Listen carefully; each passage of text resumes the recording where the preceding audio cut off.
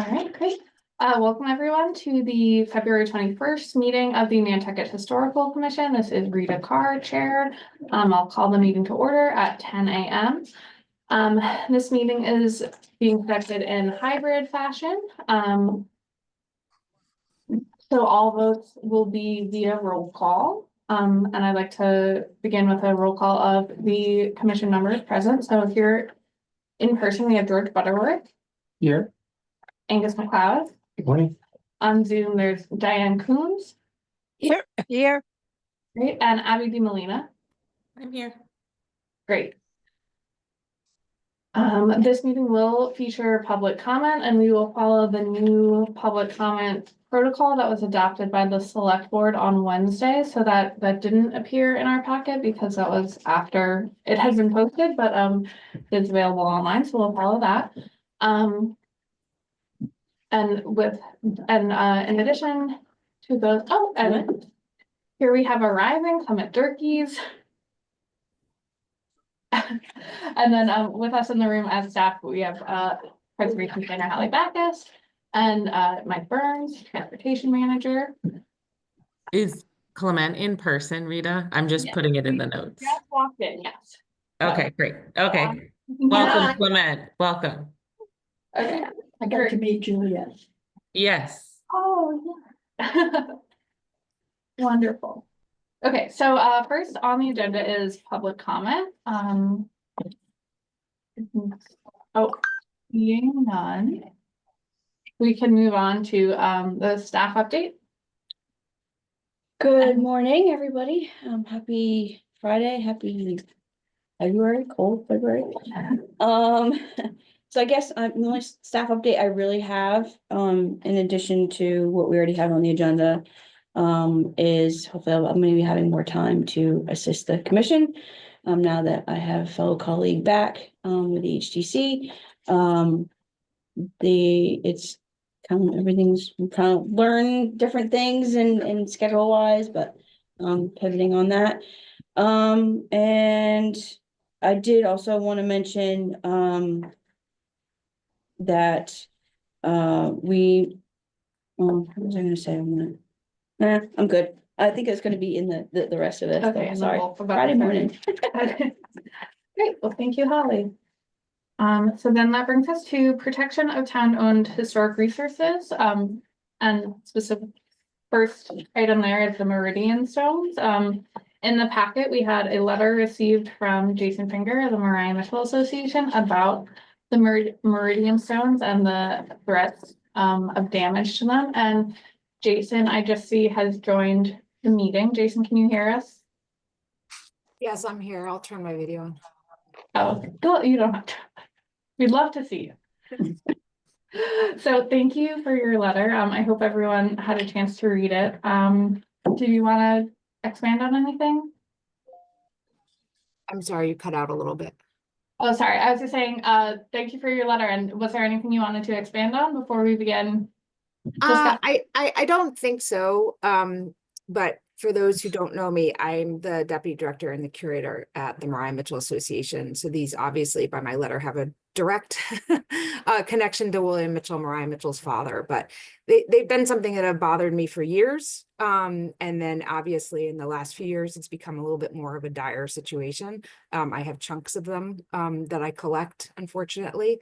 And there have been several of us, including Holly, who have discussed this in the past, kind of off to the side, including Mary Bergman at NPT. And I feel like I'm kind of in the last gasp of trying to make sure that we find a way to protect these properly.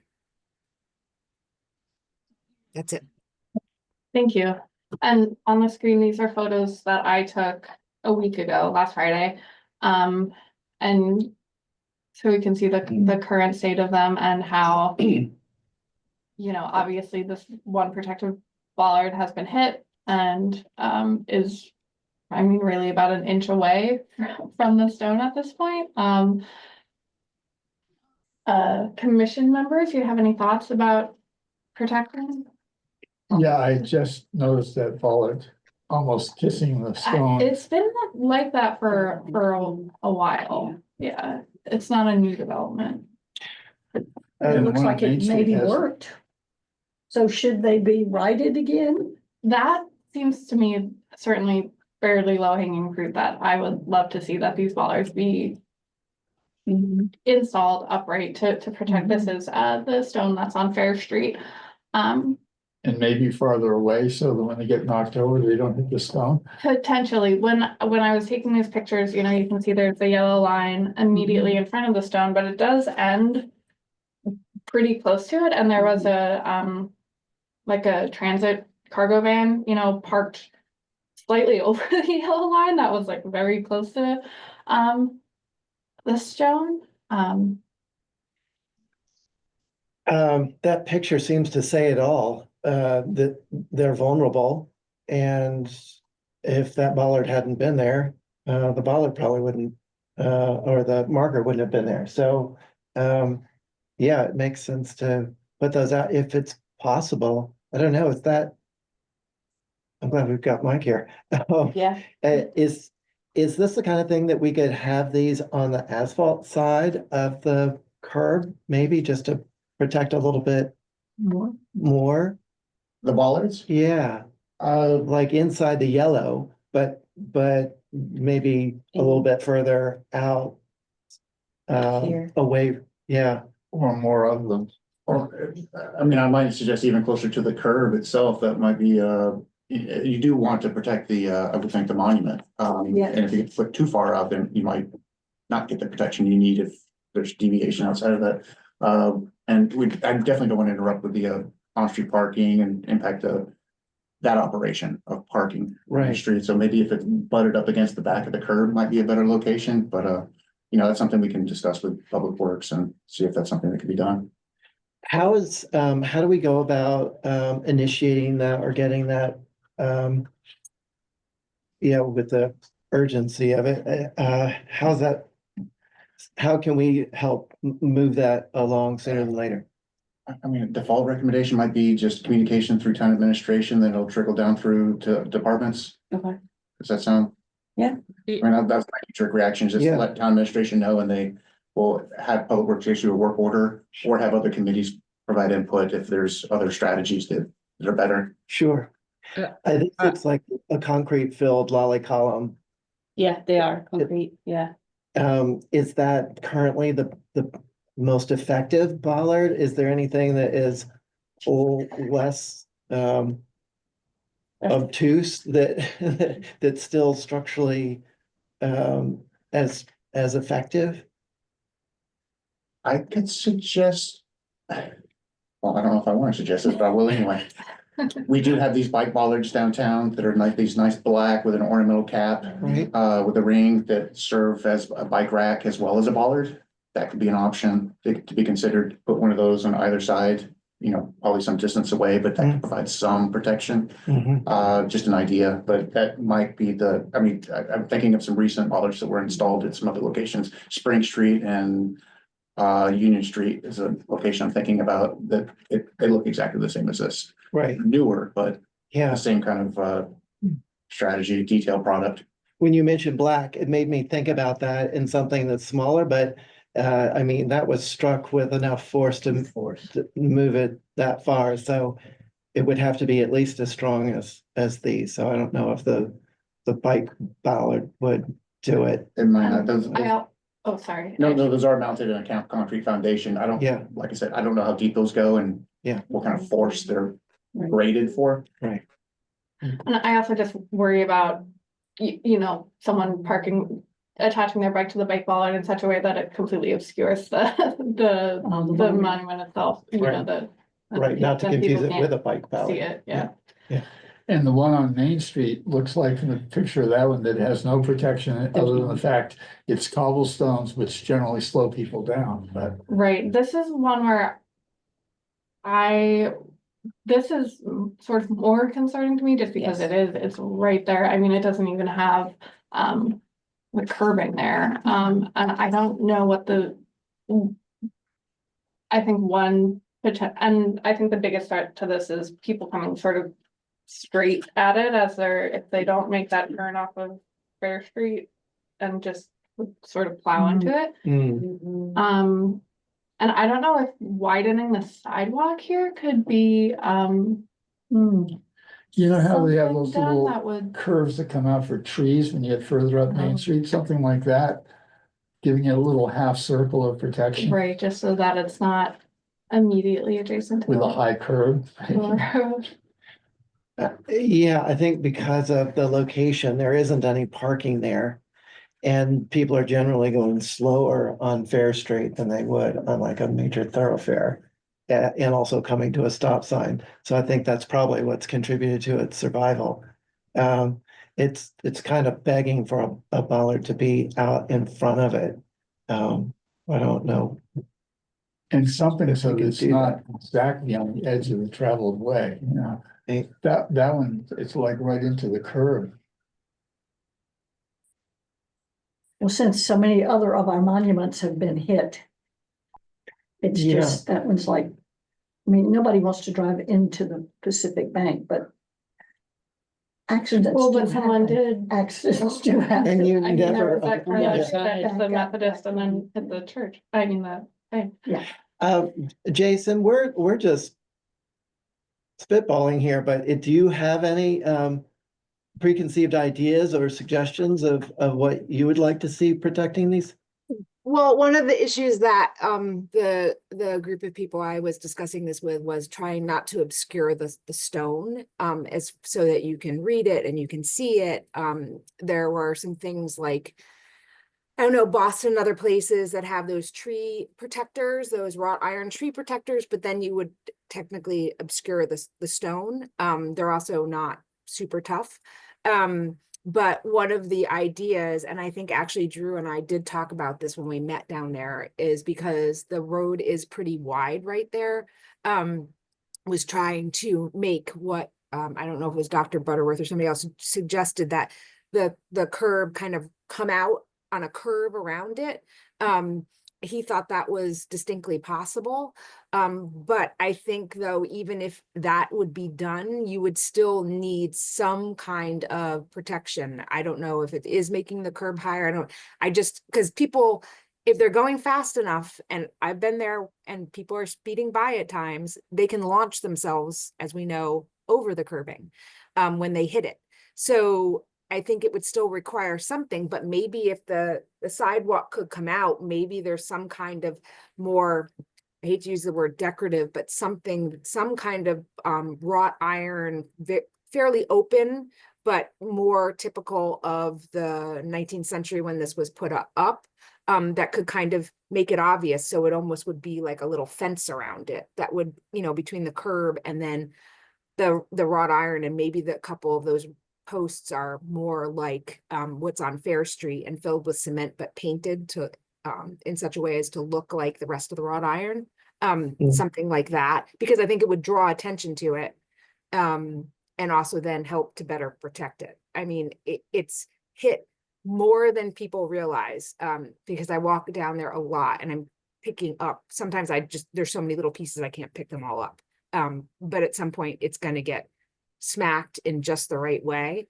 And the fact that people keep hitting it means that then water can get inside, and then when it freezes, it spalls. So it's adding a whole other element to its destruction. And it's not just, as I think I noted in my letter, not just important for us on Nantucket, but it is nationally a really important piece of our national history, because William Mitchell was always way ahead of his time, as he was on this. So I think maybe kind of widening the sidewalk there, just as a, as a half, a moon half circle or something like that might help.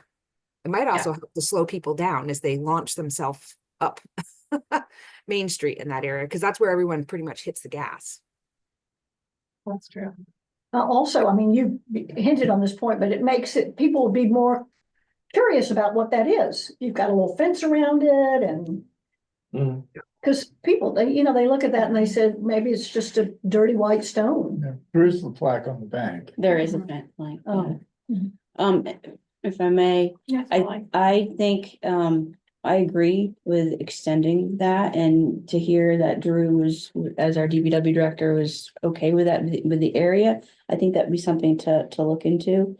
And as Jason's talking about having some sort of low wrought iron fencing. That was something we had discussed before. There's other locations like Boston, like Plymouth, even in the Washington DC that has these very simple wrought iron. It's not, you know, yellow, because I know bollards now are bright yellow and they stick out like a sore thumb. But something that would be in keeping with, I think, the vernacular architecture of the area too. But also I did want to remind the commission that this is a town-owned historic resource. So this is on the list for, or if it's not as a structure, it will be, of our town-owned historic resources that we're gonna have surveyed at some point. This one, obviously the one on Fair Street, all our monuments that unfortunately have been hit are town-owned historic resources. And this one we can pinpoint down to 1840 ATM, which is Yes. pretty neat. And we have so much great information and research Right. that's been done on these already. I think Yes. creating form sheets, those Yes. object forms Yep. for this, so that they're recorded and in Macris and they'll show up on, you know, like when people pull lists of what's historic or in a certain area, like they'll pop right up. So are there any,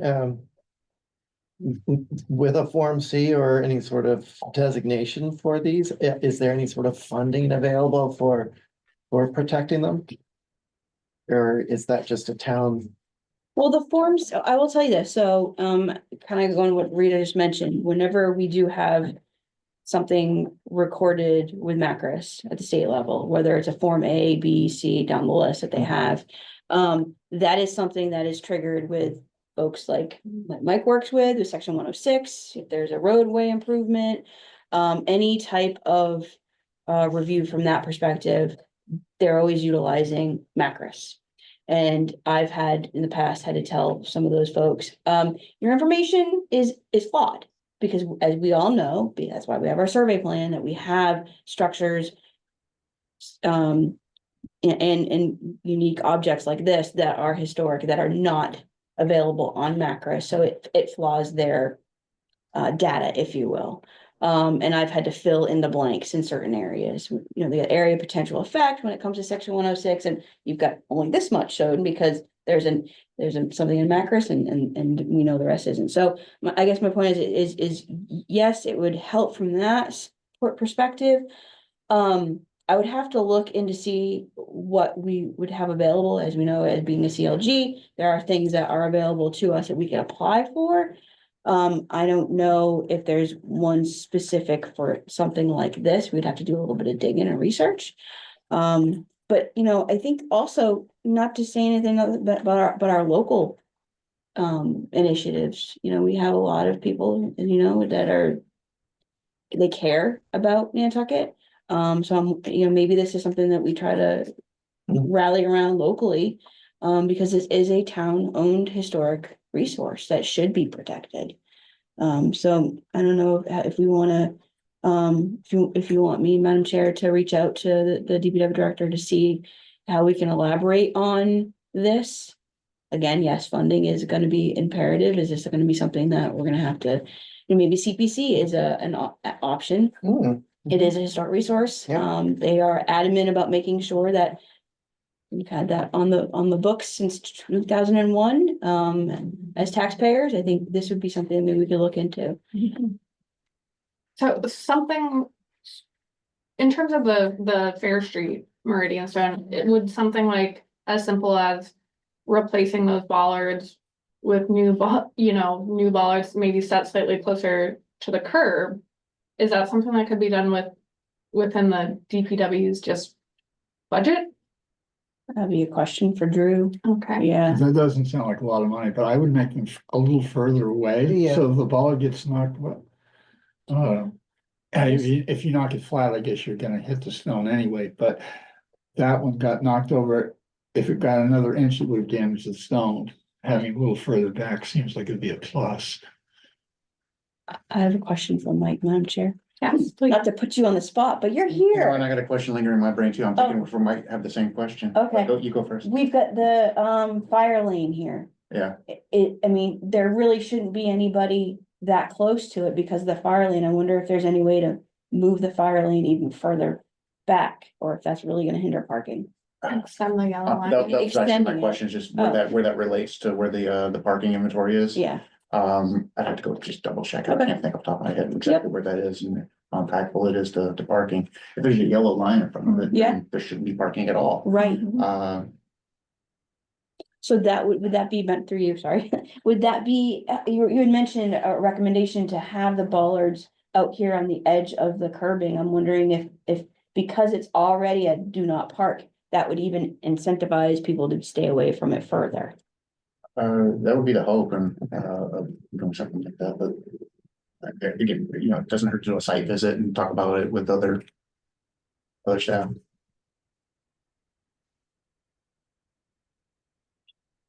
The large stone bollards across the street from my house certainly incentivized me to not get real close to the curb. The Carlisle house has two massive granite bollards.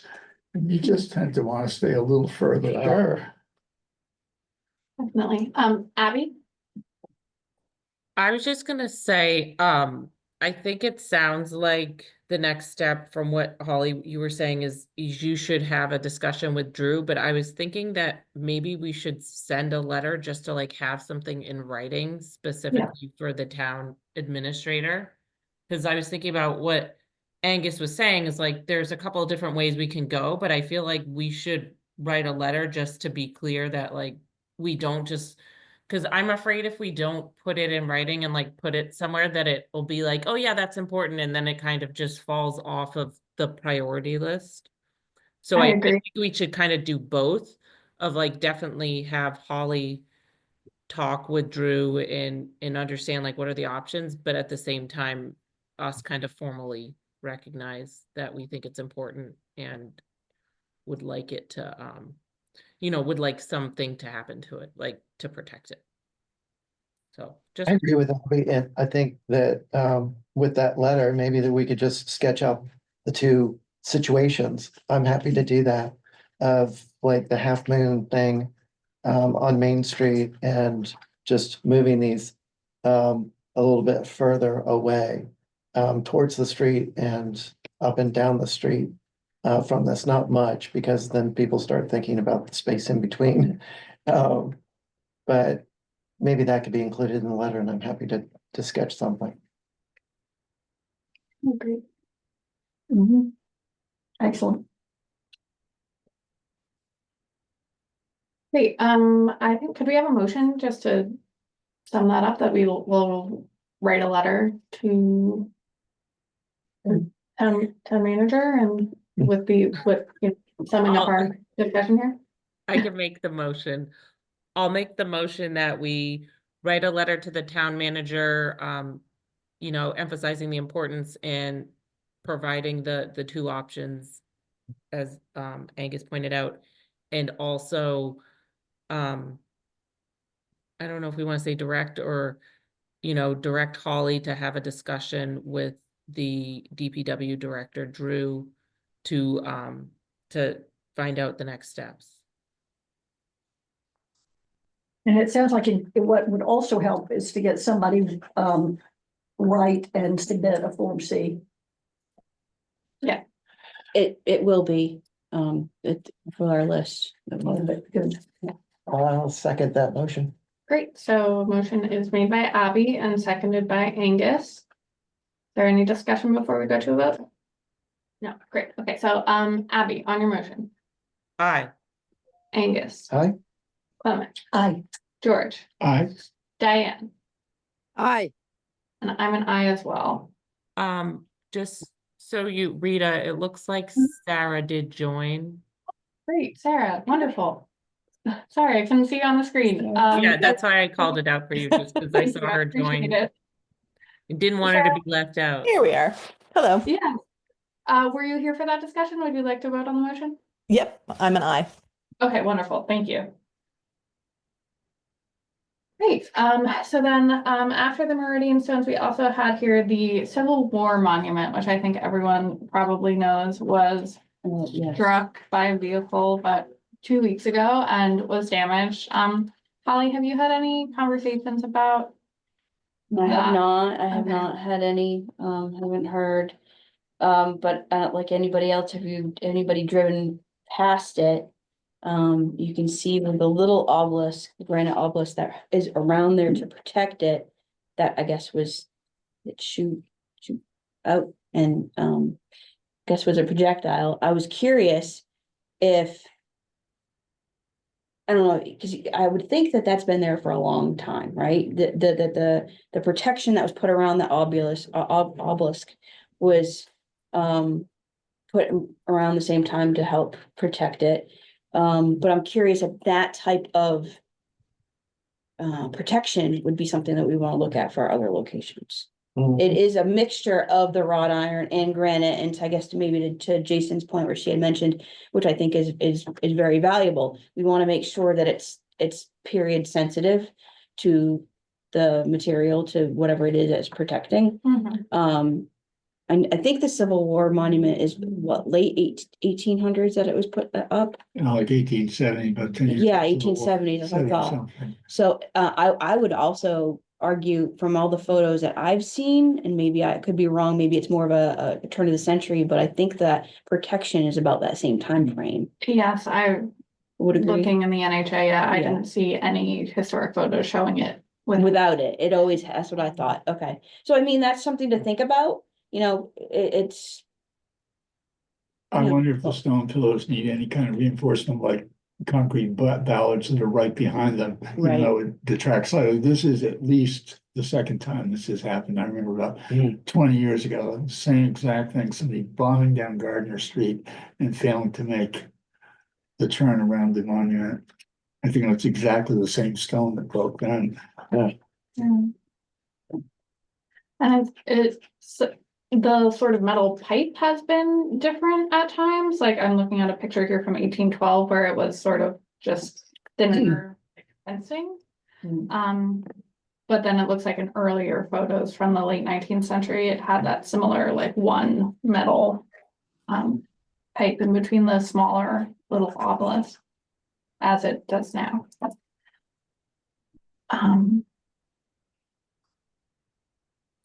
So I guess my main thought is that however, when that granite is replaced, that it be done in such a way that the, you know, that it matches what Yeah. is there. I think that's important.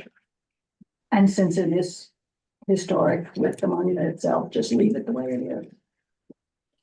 I don't think we're gonna I get into. add, Yes, I add yeah, I information? am. While Jeff Willett was still alive and the head of the DPW, Diane, my daughter, was the administrator at the DPW, and she was responsible for getting that monument put back together. She spent considerable time doing it, looked it all up. It was put back together, restored. And I'm sure that if you need any information or background, she would be delighted to make it available to you. Wonderful. Oh, great. I'm glad we have that institutional knowledge to draw from. That's very helpful.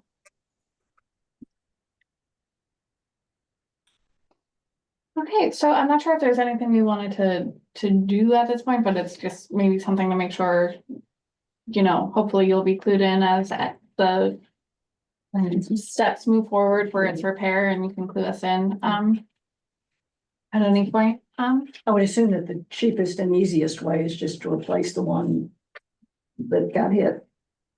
Exactly like the other one. Which is what we would want, Yes. so. Like kind. Yes, Like exactly. that, Yeah. Great. So if there's nothing more on this, we will move on to our section 106 reviews of the changes to the James Coffin Rotary at Milestone Road and Nova Deer Farm Road at Milestone. We have Mike Burns here to present. So first on the agenda was the Rotary. Do we want to start there? Please, Mike, take it away.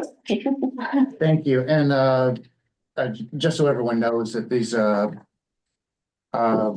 design projects are being overseen by the Massachusetts Department of Transportation at the request of the town. There was town meeting authorization and 2018 actually request the state actually initiate design of reconstructing the rotary. There's a subsequent request for Nobodere Farm Road a couple of years later from the town. So that's why these are advancing by DOT at the request of the town. So as part of the process, there's early coordination with all stakeholders, especially historic resource stakeholders, you all. There was a notification letter sent to this group outlining the need for the projects, which is safety and congestion. I don't think I need to sell the congestion part of it to you all.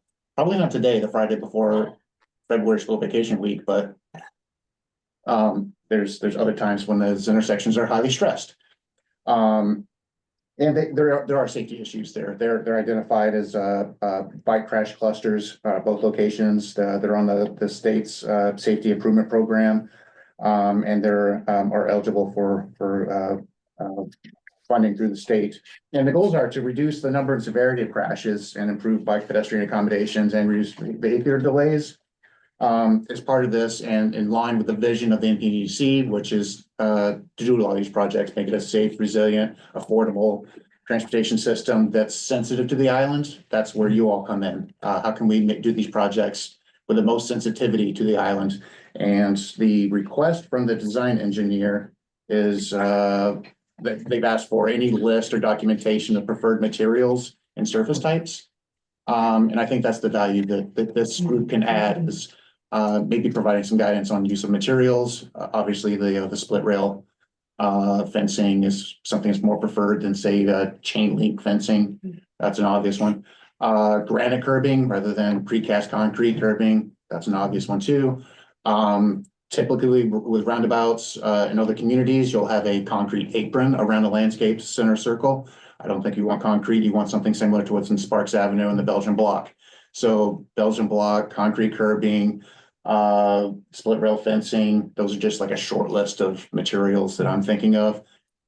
And I'll maybe stop there and ask if there's anything that you all can think of that to add value and not lose the whatever historic contributions those areas are making to the community, help preserve those and even add and enhance those contributions. And there are some photo simulations that I provided. Those are old simulations. That's not what's going to be built, or it could be if you just love it. But those are just ideas. The first one is for the Rotary was from the 2006 evaluation. Here we are 20 years later talking about it, but in 2006, the Mid-Island Area Plan Work Group had recommended that the Rotary be reconstructed. So we did an evaluation and did some renderings of what that might look like in order to improve the operations and safety at the intersection. A two-lane approach from for all roadways to the circle with a spiral circulation pattern is what would help enhance the operation of the intersection.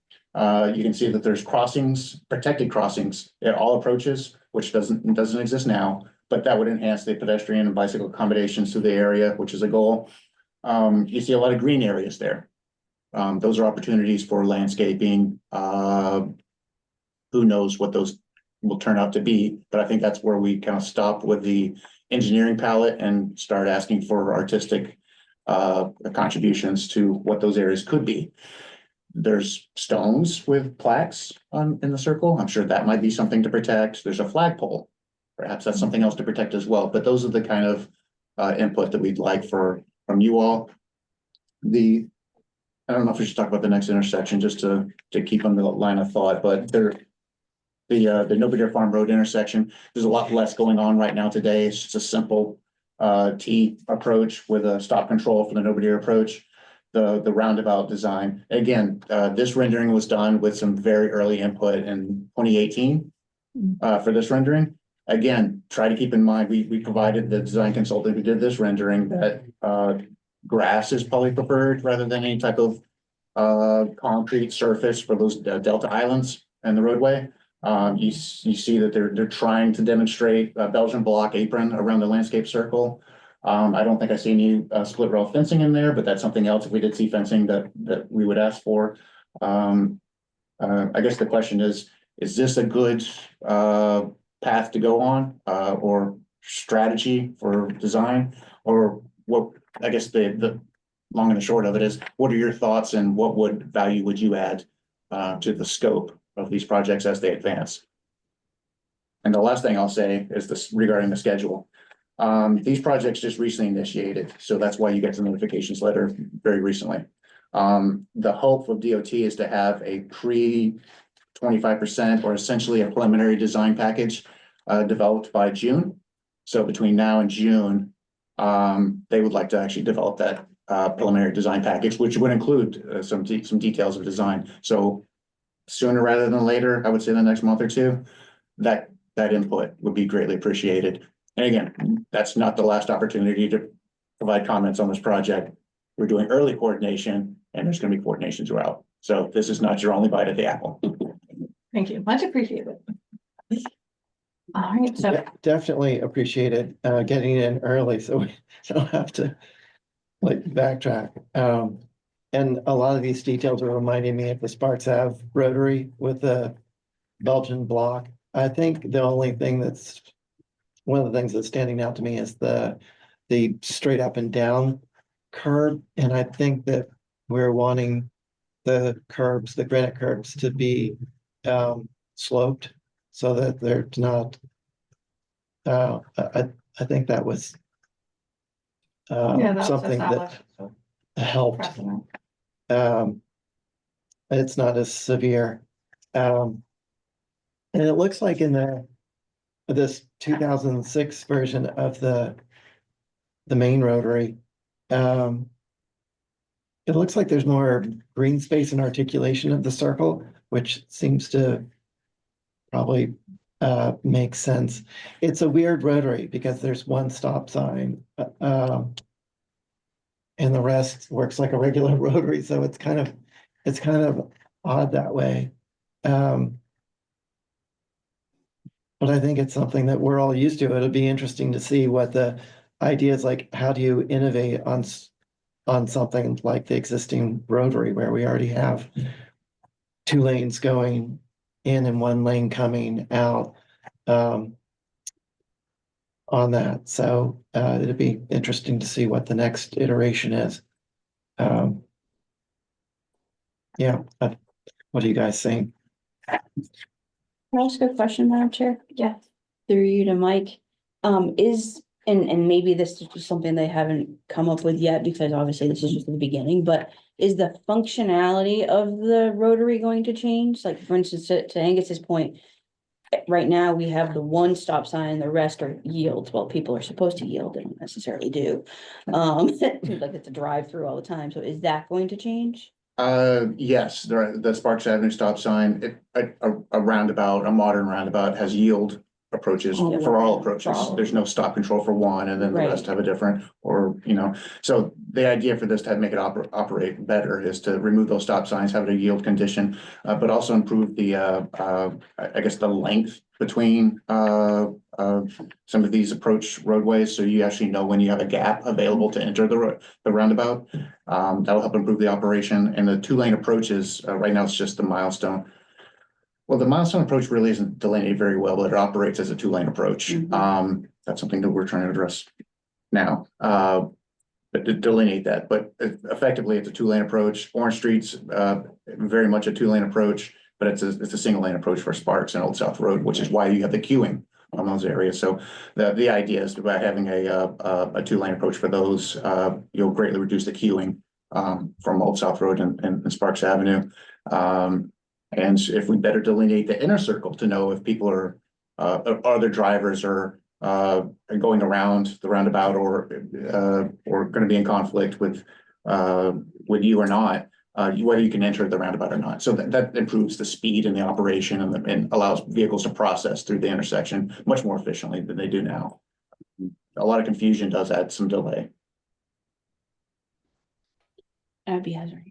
yeah, Abby, thanks. Okay, I had a quick question. Mike, is there gonna be more signage for the pedestrian walkways than there is today? Like at the Rotary, you know, all the crosswalks, like actual signage. It's because, I mean, I do think people definitely use them, but I don't know if there's a ton of signage that people, like if you're driving, necessarily realize. Because I guess what I'm talking about is sometimes I've been stopped behind a vehicle and everybody's backed up and you're like, why are we backed up? And then you realize there's a pedestrian crossing, but you can't, like, if you're not the first car, you can't necessarily see that. So you just see the backup and you don't know why. And so I didn't know if there was gonna be more signage.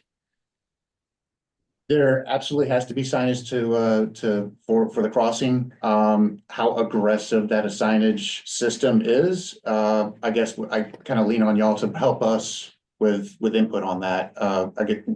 Typically we say, you all say minimize the signage as much as possible. There are advisory signs of crosswalk ahead. I don't know if that would be needed at an intersection like this, but it might be something since it is optional and using abundance of caution, it makes its way into a design plan out of an abundance of caution.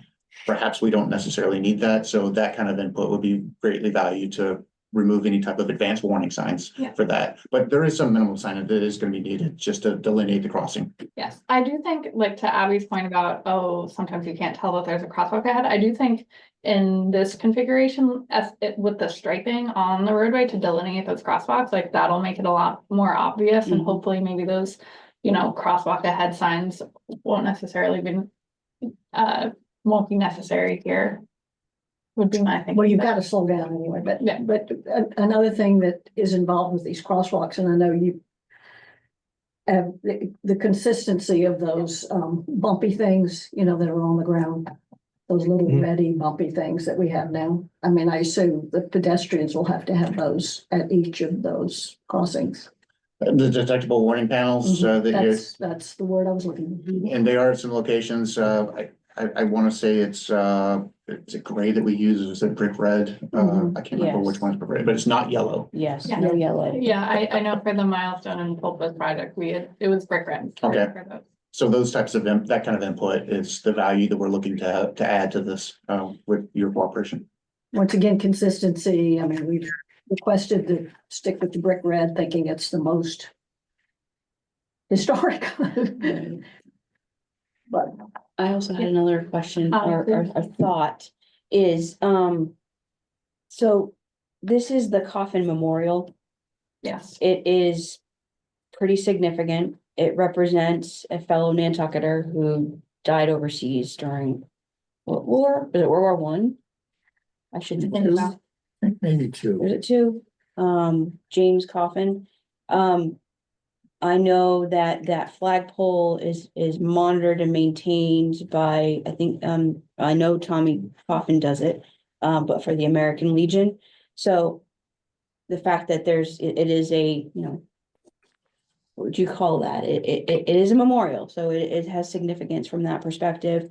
I would definitely recommend having their involvement, at least, you know, what it's going to look like. Is that going to add on to their circle?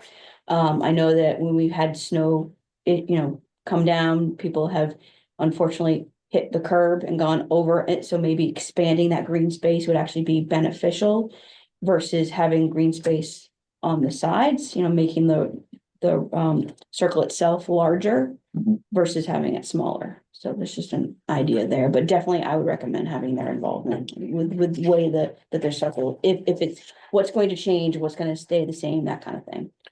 Well, and not to conflict with that is, I was going to say that I was appreciating a little bit of a buffer coming off of the restaurant there. Just sort of pulling the road away. I don't know how much room there is on the east side to scoot program that way, but I was appreciating that it's sort of it does a couple of things instead of it just being a straight through blow through of Orange Street into Old South. It's actually sort of getting the curves going into a sort of a not just a straight line, but curving in and then going around. But also I think offers more protection along what I think is one of the most vulnerable parts for pedestrians and bikers is between the Rotary and, Cumberland Farms. So anything to sort of help buffer that, I think that's a good idea. And offers just more green space. She'll be bright yellow during daffodil season, right? I mean, that's Yeah, I don't know what kind of landscaping can go in there, but uh, there's so much green east of the I&M and the restaurant. It'd be nice to sort of balance that on the other side. Sarah? I just have a question or comment through you. In looking at what is existing, the other picture, and knowing sort of sometimes how maintenance gets overseen there. This looks like a lot more detailed maintenance work in terms of the different green spaces and the smallness of them.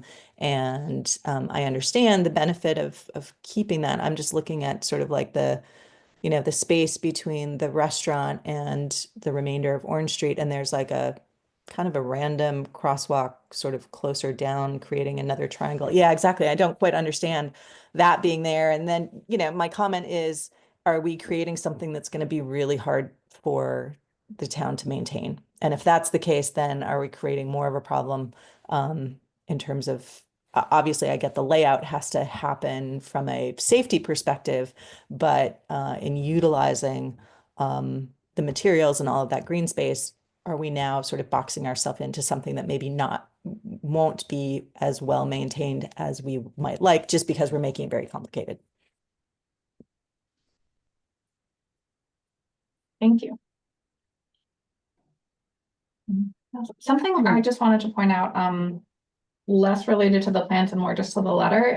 It says in here that Macus indicates there's no Massachusetts historical points within the project area.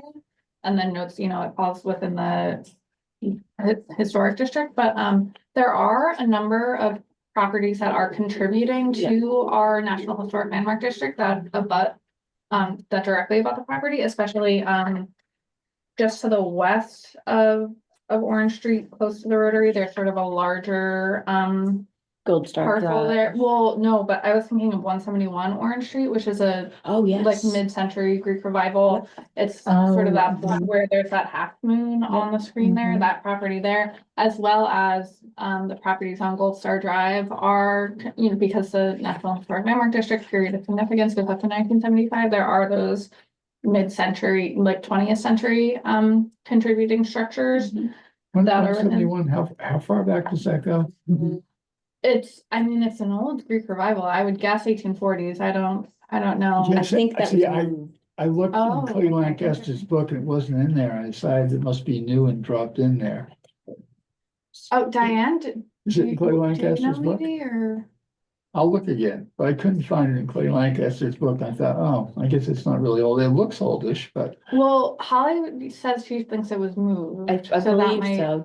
Diane, Yes, didn't you know this structure right up here that where my cursor is on the screen? it's, You yeah, see that?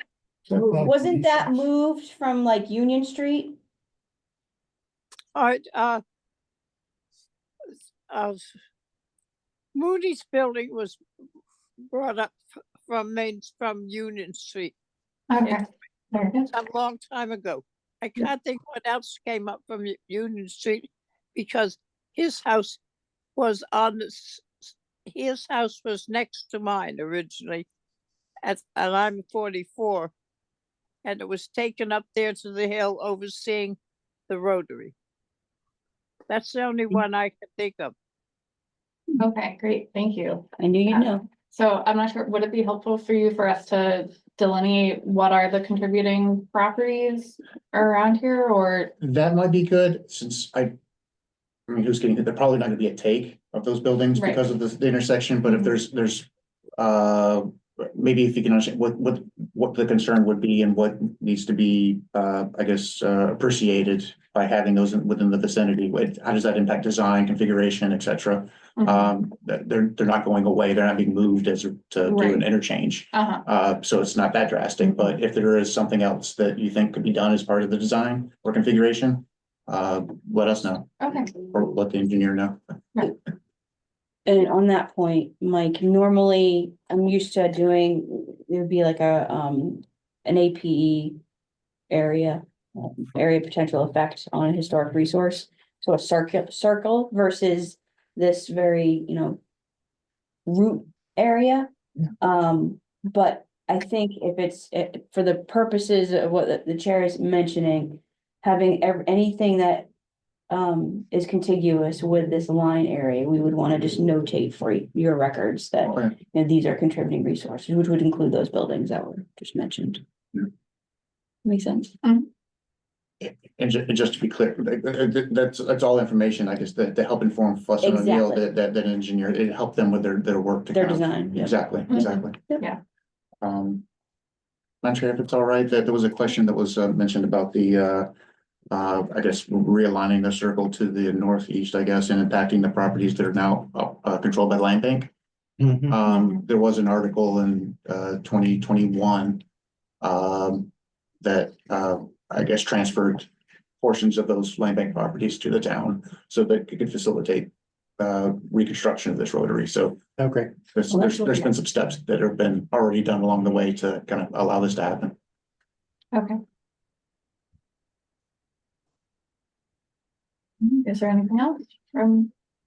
No, I just agree with Sarah about the maintenance of when you put all those big areas of green, it looks good on the paper, but you got to make sure that somebody's mowing it. And a lot of times we always talk about putting indigenous plant material there but then nobody does anything with it forever. And that would cut down probably on visibility. Yeah. If you've got scrub oak in there or something that you think would be good, but yeah, I just think so, because it's not watered. I wouldn't think there would be water there, although here has got like a water fountain, so there's water there already.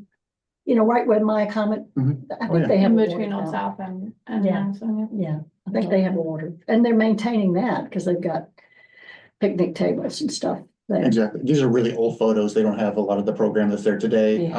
But perhaps there's the opportunity for these catty corner next to the restaurant. Maybe that could potentially be an area.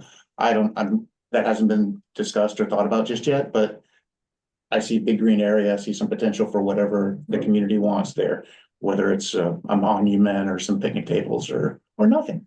On the maintenance and why that's being shown as grass right now, DPW adamantly requests that there not be like low shrubs or anything that needs to be weeded.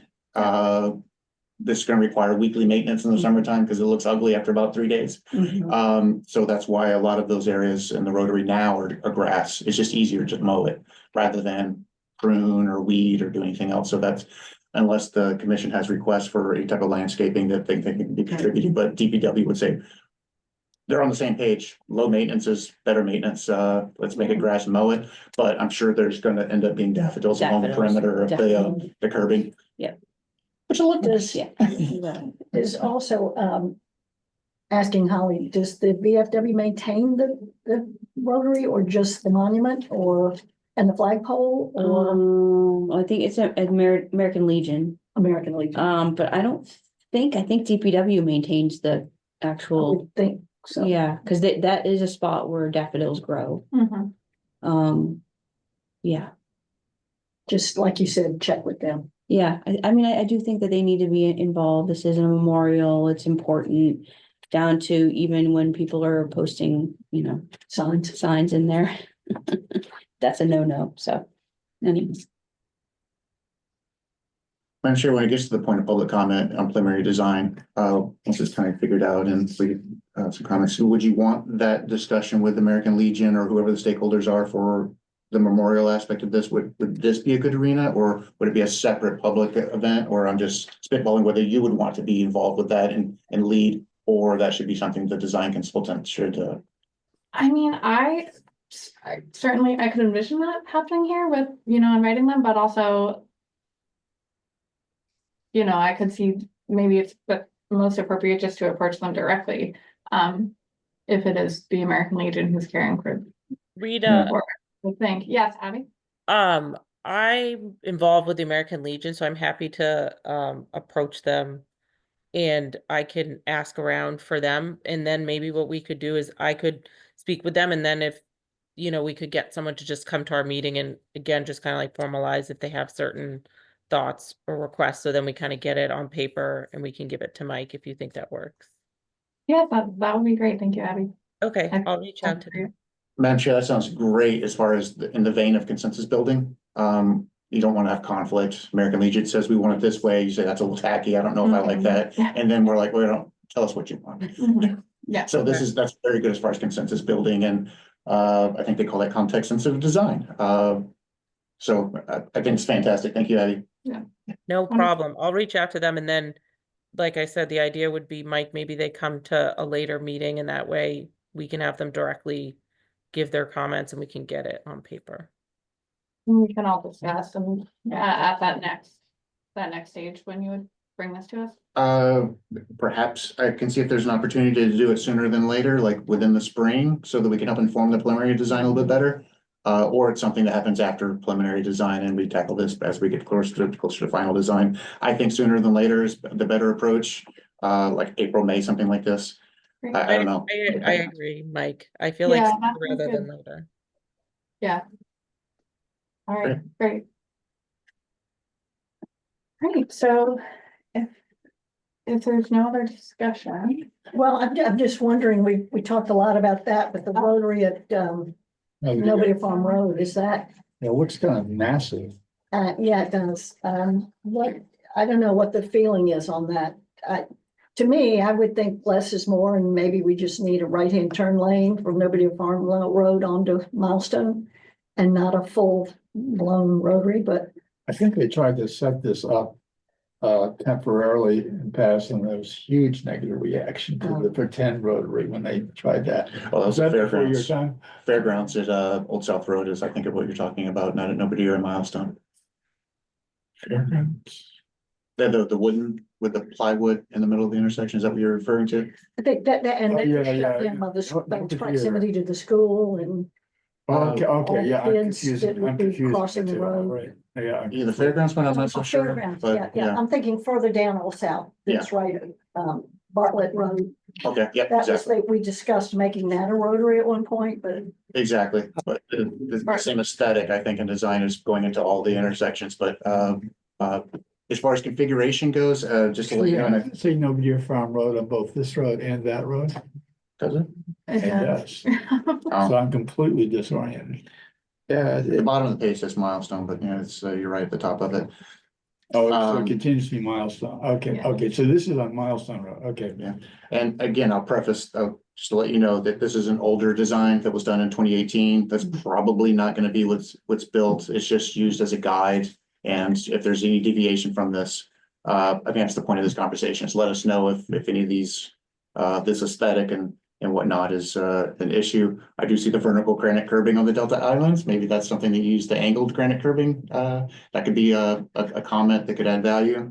As far as the configuration, a roundabout versus a three-way stop or a turn lane, that's being evaluated by the engineers now to see what the operation, what works best.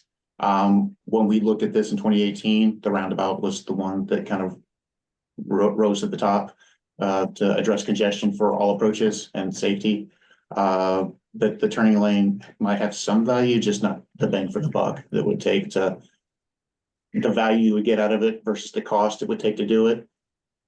Might as well just do the roundabout. You just get better operations. well, that's what you understand and I don't, but I like how, well, I don't know whether I do or don't, but you know how it looks like you've pulled the bike crossing way back Mhm. on Nobody Farm Road, which is probably, but then you can't see them. You can't see the bikers. You know, now we can see who's crossing and who's not, and everybody just freezes and stops until they get through. But if it's further down, you could be making that right turn and not know that there's a biker there. I don't, Well, it's not my expertise, but I just, practically speaking, I think, the issues are left turns, turning from Milestone left onto Nobodere and Nobodere left onto Milestone. And there isn't really an issue turning right from Nobodere or turning right from Milestone. So the only way to sort of keep it flowing without a stop sign or a stop light is to have a rotary, and rotaries are just gonna take more room than an intersection but with there's no, stop signs. I mean, I'm sure these people that are adjacent. It's not like there's a house here and you've got to take the No, front it's land yard. bank. Yeah. Yeah, it's land bank and then on Conservation. one side is airport commission, yeah. You know, the county does own a pretty wide layout of Milestone Road. It's not just necessarily the footprint of the asphalt, the roadway, the county owns like 100. Oh, well, I can't remember I think exactly. so, yeah. It's a wide layout for the county, that the county controls. Oh, sorry, Yeah, Diane yeah. just had her hand raised for a while. Diane, would, I just was going to say that I believe somewhere in the road, the Nobodere Farm Road, on the out of town side, is going to be a commercial building built in front of the bike path. Quite big, just so keep that in mind of what traffic is going to be. I personally would like to see, I was a letter carrier for 28 years, and I drove these roads continually. And this, I think, is probably the one of the ones that would need the least amount of input into it. I think the one on Nobodere Farm Road and the other side, Old South Road, is more needed. And my grandson works for the electric company out on that road, and he hasn't so far run into a terrible amount of traffic here. It clears fairly quickly. It's not got town traffic or Wisconsin traffic. So that's just a suggestion to keep in mind of what is going to be going on there. thank you, Diane. Sarah? I just want to say I really like this a lot. Obviously, there could be tweaks in terms of, grass in the center, so there's less maintenance. But I also wanted to point out that it's not just about turning. This ultimately acts as a slowdown for the traffic that's going from town or into town on Milestone Road. So I think that's a huge benefit to having this rotary here, that it's going to prompt people to slow down at least a little bit to go around this. Thank you. I had a question for Mike, and the reason for the Belgian block around the circle is just to give access for like emergency vehicles, big trucks, fire department, kind Exactly. of like Sparks. Exactly. It's not meant to be driven over, but provide some kind of if an 18-wheeler needed to make a turn, they could actually mount that without, creating divots in grass or anything like this. Yeah. there are a lot of 18-wheelers that will be going around there. Exactly. And I'm sure they'll all drive over the apron, but it still achieves, you can see that it achieves the deflection that you want to the last point that was made to slow down the traffic. Yeah. What is the point of the apron beside the car there? I mean, the car that's coming toward. Oh, the pull off. There's a bus stop right now, Okay. at that location. Okay, so we're Obviously bus. not a lot of activities right there, Yeah. for that, but it is a designated bus stop for the NRTA. Okay, Stopping a bus in the middle of Milestone Road probably isn't the best thing to do as far as traffic congestion goes and intersection operations, so pull-offs, are something that's recommended just to facilitate traffic flow through the area in the event that somebody gets off the bus at that location. I'll also Prefer to have them note, further away. I'm sorry, I was just gonna say, I live off of this area.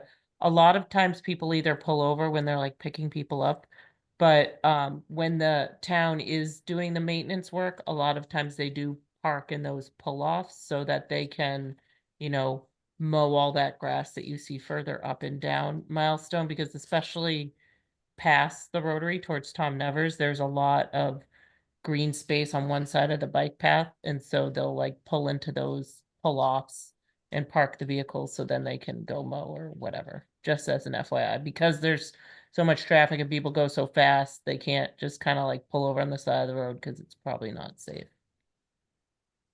It just seemed to me that it'd be better to have the bus pull over further away from the rotary so that you don't have the buses having to hop right out, right on the edge of the rotary. It just seems like if it was 100 yards away or something, it'd just be less confusing. I don't know. I don't know what's there now. I'm trying to remember, but I can't.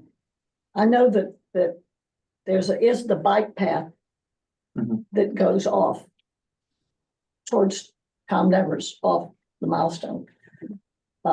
It's not a pull off, it's just a bike cut through. Exactly, and there's a crossing now, it's just to a little landing, it's, I can't remember the size, it might be 7x7 asphalt. Yeah. Just as a landing pad for people to stand, so you're not standing in the grass, Mhm. that's all that really is. I don't think it's our purview, George, about the pull-offs, except for the aesthetics, but I think the further away from the rotary, the more chance there is of people getting, you know, their speed up, acceleration. So it might actually be safer the closer you are to the rotary for people coming slower out of it.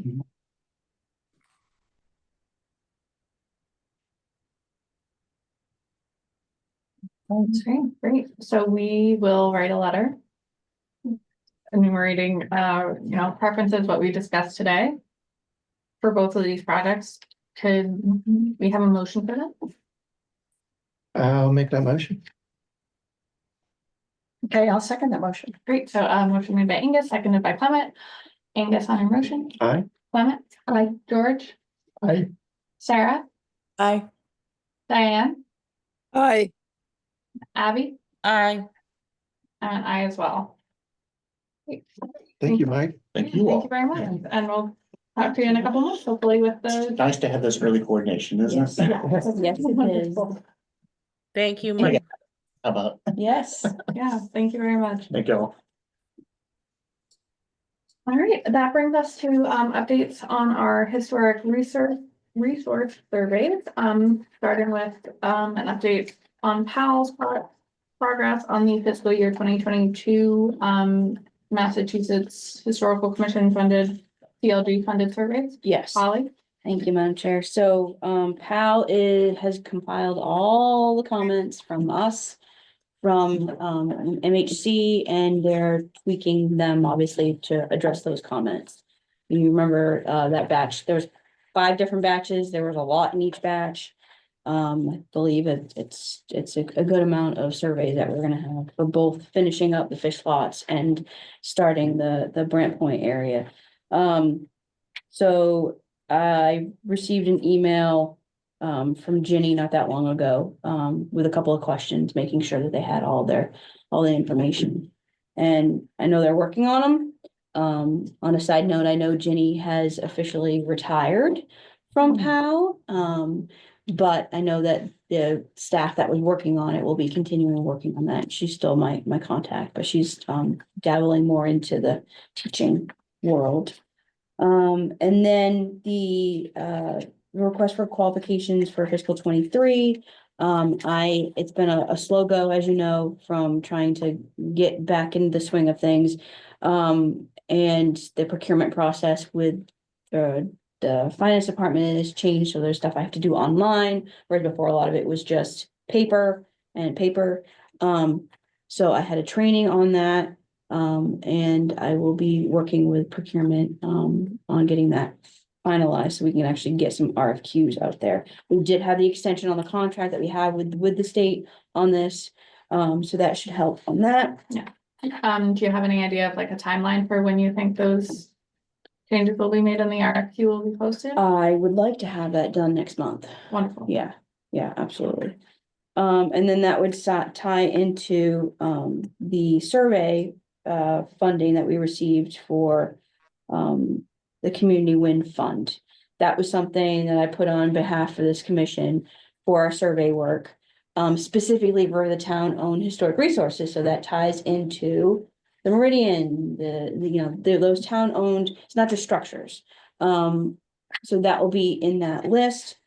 Again, same kind of thing. I needed a guidance from procurement. I have to put everything in the computer, then procurement staff helps me assist that. It's a little bit different because of the contracting is not so prescriptive as it is with the state, but essentially those will be for Form Bs and Form Cs, which this commission will obviously, once we get that consultant to help assist us with that, will be involved with reviewing those like we've done with POW.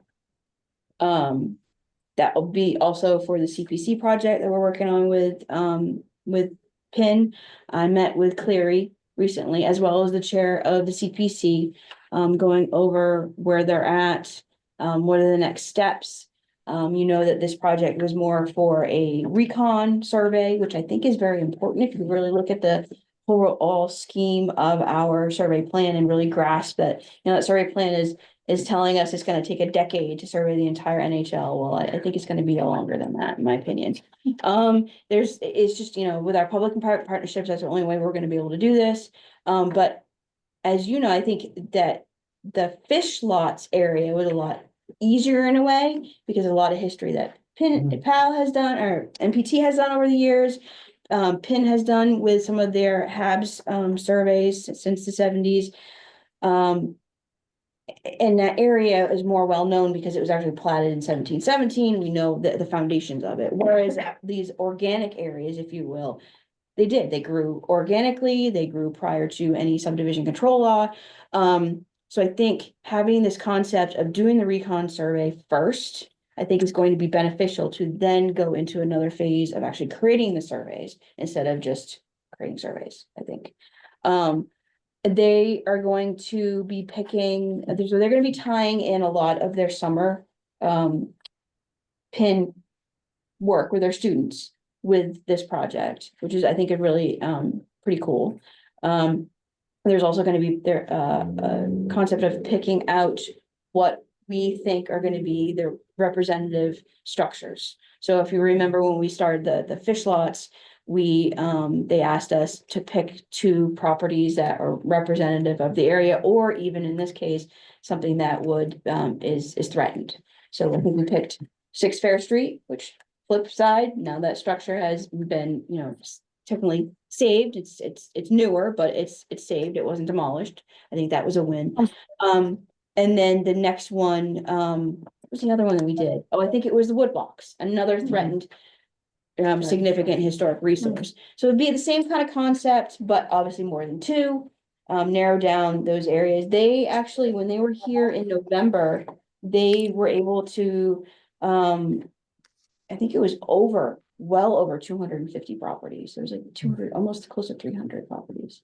So that's pretty significant, if you think about it. And a lot of these, there's going to be layers, I think, of history of having a tangible structure in front of you, but also know, hey, that structure actually replaced the Baptist church, for instance, that was there. So I think those are some things to really think about. So I'm excited, and I know that as that project progresses, Clary and her team will be before the commission, getting input as needed. So very exciting. Great. Thank you, Holly. So we also have on the agenda commission discussion of minimum maintenance of contributing structures with 10 New Whale and 5 Candle Street. Angus, do you have any updates on 10 New Whale Street? Or? I wish I had updates of discussion at the HDC, but there hasn't been any. Right, and there's a new demolition application but that won't be heard until March 18th, I believe. Right. March 18th, I think is what it was. Okay. Have you heard any word of, because I thought that the next step was checking with town council to see what our options Yes, were. that is in the works. That's not an easy, instant, unfortunately, but Yeah. yes, that application has been continued to the March of the 18th at the request of the applicant. Okay. So we really don't have anything I think at the time that this was put on the agenda, it was on the agenda, but we didn't know that it was going to be continued. Yeah, So exactly. Okay, so we can move on then to the certified local government memorandum of understanding, which we were hoping to have town council review the note at the bottom to make sure the wording of it was legally acceptable. Which hasn't Yes. happened. Has not, so that is something, unfortunately, we don't, can't just walk down the hall and ask for town council, so everything has to go up the chain. So I will have to put in a request to the planning director, and the planning director has to then submit it to town manager for that review. I think that's important to do. And then this one, I did want to mention too, that it might be beneficial for, because the HTC reviewed and approved one version, and technically this is slightly different. So I don't, there's a little bit of logistics there, of how to move forward with that. Granted, it's smaller in nature. Yes, and I think I can, so myself and Holly are going to be meeting immediately following this meeting with Stephen Welch, Chair of the HCC. So this is something I think we'll discuss at that meeting. And then I think what that outcome, then it can move forward, I think, with town council. Okay, great. So that brings us to the commission goals, which we have the document from the last meeting here. Abby, do you want to? Yeah, through I'm them? actually gonna share because I started updating, if that's okay. Yes, wonderful, thank you. Yeah, no problem. So, can you guys see that? Not yet, but now we Yes. can. Okay. So the first item was, we just got the update from Holly. We were just kind of waiting on our survey work, and it sounds like, Holly, the next step is to hear back from on the RFQ, is that correct? For this one, well, it's twofold. One, we're waiting to get the updated surveys that you all already reviewed for fiscal 22. They're updating them with everybody's comments. And then the next one, fiscal 23, is the one that I need to do the RFQ on. Yes. So I don't know if you want to split that, or what would be the best bet? Probably makes sense. Yeah, there you go. Perfect. Or, okay. And then so I might kind of rework this then to talk about this one being fiscal year 22 and then fiscal year 23, because like this item about historic tax credits, Rita, I don't know if we've really done much with it, so I might. Yeah, I don't know if we want to remove that even as a goal. I mean, I did see like the National Trust for Historic Preservation had put out some communication and email about advocating for, as obviously there's a focus on tax cuts with the new federal administration, and the National Trust seems to view that as an opportunity to advocate for expansion of the historic tax credits on a federal level.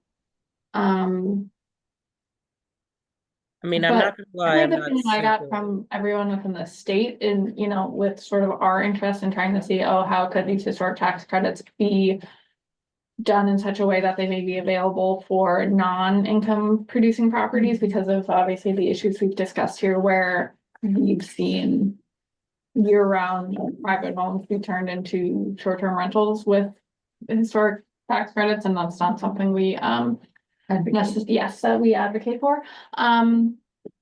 The feedback I got at the state level is that there's not really an appetite for that at the state, or certainly the capacity, I think, at the state level for moving that sort of change forward.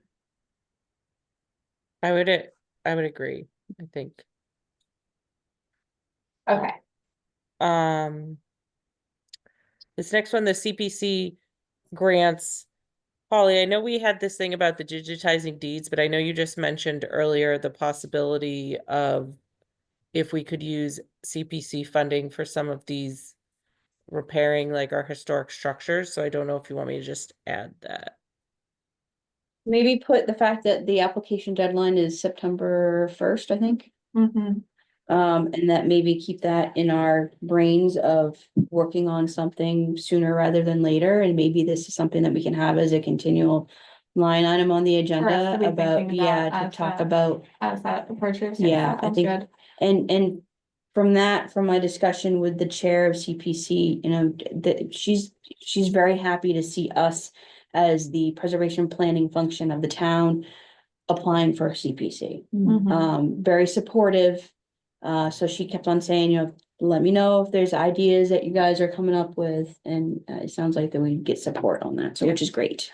And just related specifically to the digitizing the deeds part of that, when I did speak with Jen Ferreira, you know, the registrar of the deeds, she did stress that, you know, it's something they're looking to do, but that they also had their own funding source available for that through the monies that they collect, you know, the recording fees. Mhm. So, that wouldn't be CPC related. Right.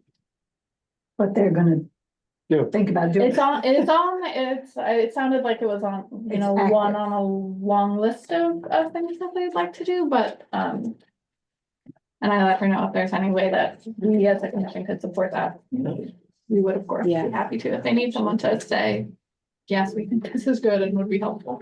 Right. Do you want me to remove it from here then, like you're saying, if it's not really gonna be? Yeah, I would take it off of the CPC, And maybe just keep that on Fine. there of potential projects that we wanna have mhm, for CPC. Yeah. And that even could be, you know, extending another phase of the work that Pinn's doing with the West Monomoy area, and then the next phase of that, doing survey work, so. mhm. Oh, in that category, do we want to add the bollards? Yeah, CPC. Yeah, I for- think that, That's what I was thinking. And Yeah, like, you know, that might be a protection. place we could put it, is have those kind of, items here that we could apply for CPC funds. Yes. I don't think the cobblestone project, Holly, I have, that's just ongoing. I can't imagine they're doing a ton of work with the cobblestones in the middle of the winter, but could be wrong. yeah, not yet. David has actually been really good about keeping me in the loop on stuff for sewer force main. Mhm. We have received an email about what's going on with the bollard things that were on Lily Street. They are going to, go back. And he stressed to me that they're still in the restoration phases, but he's reassured me as well as directly from their consultants that they are following the specs that this commission had requested DPW and the sewer department on everything to do with our curbing and our sidewalks and our streets. So Oh, that's great. yeah, that was very, very reassuring on that. And like I said, he's quick to even text me, hey, got a question for you, which is good. Yeah, that's great. Are they staying with the new version of the speed bumps on Lowell Street? One got destroyed by the plows, but they were a huge improvement over the old one, which I complained about. They never did anything. You couldn't get over one of the speed bumps on Lowell Street and Without like raping? in a Prius without bottoming it out if you had more than one person in the car. And you could see all the places where people had hit it, Great. raping over it. It was like massively high with a very short run Yeah. up. And they replaced it with just removable ones. But unfortunately, one of those got destroyed by a plow. Hopefully they'll just put it back, but. Oh, so the kind that lay across rather than The ones with speed just a hump. chain, Yeah. they're a chain that they can remove. Yeah. The hospital put those in after they put a daycare center in behind the hospital, that Mhm. people would be bombing in there at 5 o'clock to not get the fee for picking your kid up late. They had to put speed bumps within the parking lot. People who've dealt with daycare will know about this. Right, yeah. It's a big fee for being after 5 o'clock.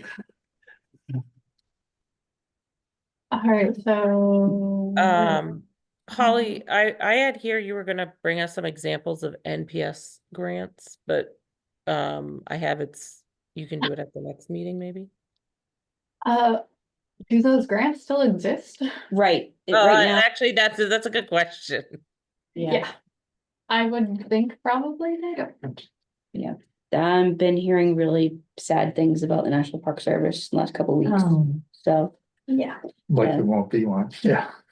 people getting laid off, yeah. There is one, so- no one works there, George, so they won't be able to do anything with the grants because they won't be there. Yeah.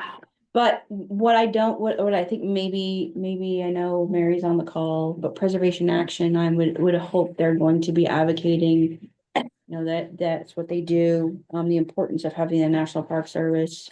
It's not just, it's a slew of subject matter experts in the field of archaeology and preservation, and it's important.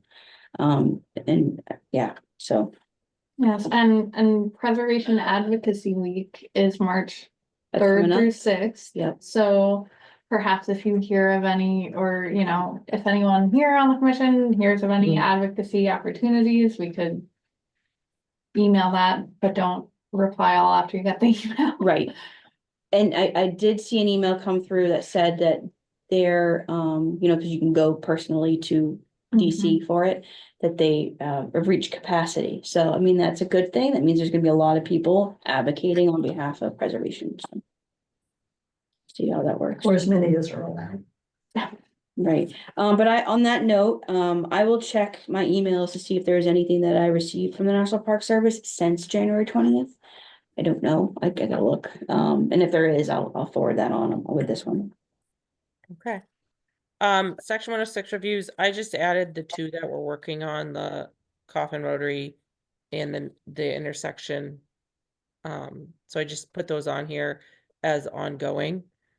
For the MOU, I know Holly and Rita, you guys have a meeting with Stephen today. So that I hope by our next meeting, we'll have an update. We don't have any new tax credit application letters, but this was complete because we were able to say that at our last meeting that the 89 Easton did get their they did get their credit. They received an award, yeah. Hmm? Oh, sorry, they did receive that tax credit award. Yes. Funds were awarded to them for, yeah.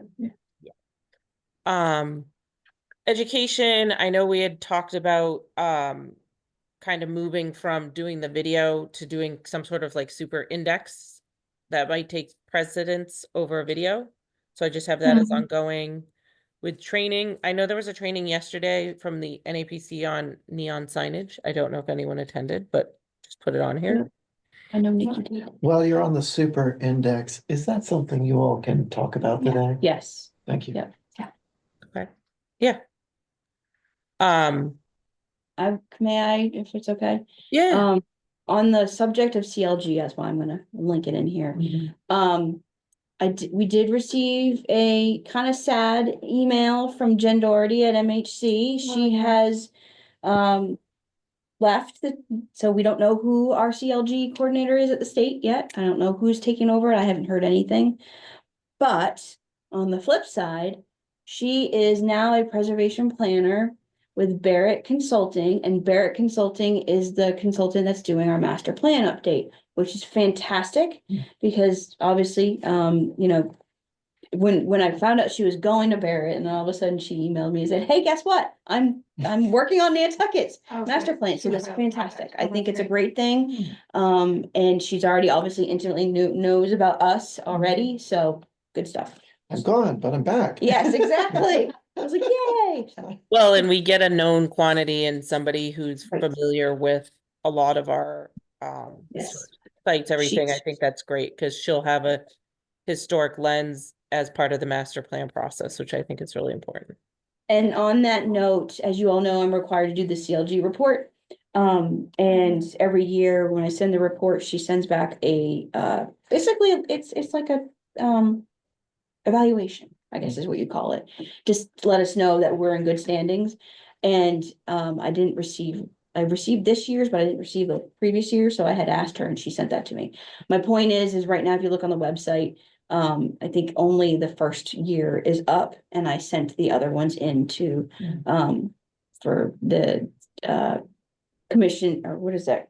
Communications department to put it on the website. So all of them will be up there for everybody to see. Great. Great. These last couple ones, there aren't any updates. It's just the, partnering with, Egan Maritime, proposing our historic structure disaster resiliency workshop, and any ongoing collaboration with any of our partners. So those are all kind of ongoing, I guess. I did want to, on the Egan Maritime, you remember after the William Sawyer washed up on our shores, I got to meet the chief archaeologist, David Robinson from BUAR. So he's the underwater version of our SHPO, is probably how that works. And I think I mentioned you all that after he came, he mentioned that he was along with CZM applying for a NOAA grant to basically look at, he was understanding of all these different shipwrecks that were happening along the coast is a correlation to it's a combination of one, wanting to know where they are from a coastal resiliency perspective, but also too from a cultural resource perspective. And they applied for this grant and asked myself and the executive director, why can I think, not the executive director, the gentleman, I know, what is his name? I know his wife. I went to high school with her. Katie, sorry, it's, is it Ethan? Evan, thank you. Myself and him were the only two from Nantucket, but we were asked to be on this advisory group. And we had our first initial meeting when it was first done. And then we literally just had our second advisory meeting. These are folks from all over Massachusetts, but Nantucket and Boston, I think, were the only two actual municipalities that were included. Everybody else are agencies within the Commonwealth. But basically, the fact that, here is this project, it's going to be a boilerplate, if you will, for how other municipalities can, especially on the coast, that can utilize this. It's very granular in nature. They're doing a GIS mapping and overlaying a lot of like the stormwater, FEMA information, compared with the Macris information. And I had mentioned that, okay, that's kind of flawed. So they actually asked me if I would have a separate meeting with them to kind of dive into what information would be helpful for this. But I think this is gonna be a great thing, and it will help other municipalities if they wanted to take it further, make it more granular, specific instead of granular for their municipality. So I'll keep you all posted. Great. Oh, speaking of Egan, I was sorry to miss their train thing yesterday. They took people on the route of the old train and then did a presentation about the train and the history and all of that. And I called them up to see if they were going to do it again because I had a meeting that got in the way. But if you all hear of that happening, they said that it happens around this time each year. So mark it on your calendar for next February. Yeah, I don't think they advertise that well enough. I only saw it in the once, current, and yeah, I never saw it again. but it just, yeah, it's such a unique part of our history that it's a fun thing to know more about. Very cool. They did like a walk through the downtown section of it or As what? far as I understand, yeah. Because it's a long way to Sconset. Yeah. Or the Surfside, the original route. Yeah, I think it was the focus And a lot from of the steamship to the Surfside. And I think Easy Street didn't exist until the train came in, is that correct? They created Easy Street after the train was there to give it a place to run. Right, you're making me think about the tree that was in the middle of the street or right there or something, on Easy Street. Boy, Yes, Captain Killen did a lot of infill over there. He owned all that area. I found a plan. See the one who offered the town for $1 and the town refused to buy Old North Wharf for $1, I think so. They didn't Probably. want to be stuck with it. Right, anyway, Alright, that's it, Rita. I don't think I have anything else. I'll send this out with the notes after the meeting. okay, wonderful, great, thank you, Abby. Then last, all we have is approval of minutes, which is from our most recent January meeting, and then also minutes from February of 2024 and October of 2024 that we're missing. Yeah, we Um, missed a few. Yeah. Did anyone have any edits or changes or discussion No, on the I minutes? read them all, but I moved it and put it in. I'll second that. All right, motion to approve by Clement, seconded by Angus. Clement on your motion? Aye. Angus? George? Aye. Abby? Aye. Am I? Diane? Aye. And Sarah? Aye. I'm an aye as well. Great, thank you. Get those on the web. Yes, because yeah, Maureen Coleman at the town reached out to me and said, "Oh, you have minutes." We'll take care of that. So great, now we're up to date. Wonderful.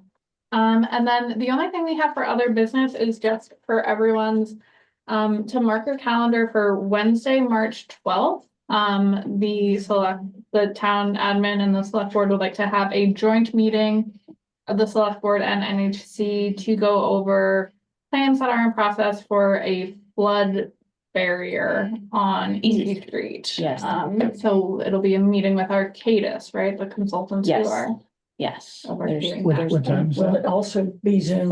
Yes, it Yes. will be hybrid and it's 5:30 is when the meeting Yes, starts. yes, yes. their regular scheduled Wednesday select board meeting. The And do you agenda, know, and I will be posting. okay, great. And do you think will that be hopefully towards the front of the agenda? I don't or know, I could will- reach okay. out to Erica and find out where, I would say it's probably gonna be more in the middle of the year, you know, it all depends on what's. This is Yeah. the 12. Yes, Yeah. Wednesday, March 12th. Yes. I'm sure I have it on the calendar. Yes. And yeah, really, it's three alternatives that you'll see. And this is not, just so it's clear, this is not for a decision to be made. This is more or less to be introduced and provide any comments. Right, and this is sort of early in the process, right? They'll be then doing public Yes, this is. outreach sessions, right? This is more, so this is a CZM grant that Natural Resources received. This is a feasibility study. It was a recommendation out of the coastal resiliency plan. And they, in the project scheme of things, if you look at a graph here, they're actually down here because the CZM application goes till June. But again, it's on a feasibility study. They've come up with all these different ideas. Here's the three proposals. Town of Nantucket, what is your concern? And they are going to that same week have open houses. They've already had one open house at the beginning of the project that they had with the public. And then they're gonna have another one at the, I think, Whaling Museum, I think is where it's gonna be. To go over those. So again, it's not gonna be until the end of this project that they're gonna ask, the consultants are gonna ask the town, so through the select board, of which avenue to go. And really and truly, the difference is the elevation heights, so. And what time? We don't know exactly. Their meeting starts at 5:30. Yeah. I can reach out to Erica and find out what, If they have- where she thinks she's gonna have it on the agenda. And I'll let you all know. That would be great. Wonderful. And then our next regular meeting will be Friday, March 21st. Okay, if there's no other business. Would anyone like to make a motion to adjourn? I move that we adjourn. Second. All right, motion to adjourn by Clement, second by George. Clement, on your motion? Yes. George, Aye. Aye. Angus, Aye. Sarah, Aye. Abby, Aye. Diane, Aye. I as well. Great. Thank you, everybody. Bye, everybody. Have a great weekend.